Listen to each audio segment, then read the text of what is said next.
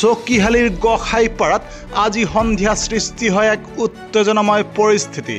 বঙাইগাঁও জিলাৰ মানিকপুৰ আৰক্ষী থানাৰ অন্তৰ্গত চকিহালি গোসাইপাৰাত অৱস্থিত লিটিল ফ্লাৱাৰ ইংলিছ মিডিয়াম স্কুলৰ ছাত্ৰাবাসত আজি চুৰিৰ সন্দেহত আটক কৰা হয় এজন ব্যক্তিক আৰু এই ঘটনা সংঘটিত হয় আজি সন্ধিয়া প্ৰায় 8 মান বজাত।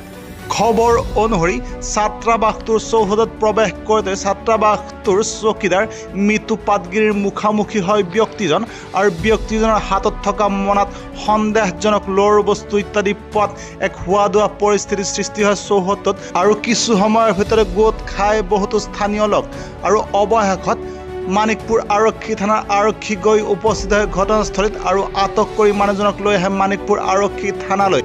খবৰ অনুসৰি আটক হোৱা ব্যক্তিজন ওচৰৰে বৰপেটা জিলাৰ চান্দামাৰী গাঁৱৰ মহেন্দ্ৰ চন্দ্ৰ ৰায় বুলি জানিব পৰা গৈছে আৰু খবৰ অনুসৰি মানুহজন কিছু পৰিমাণে মানসিকভাৱে বিকাৰগ্ৰস্ত।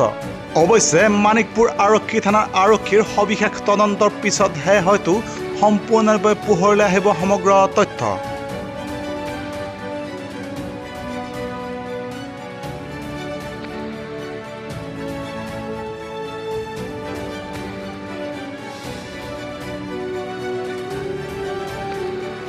News Desk Report, News Time 3.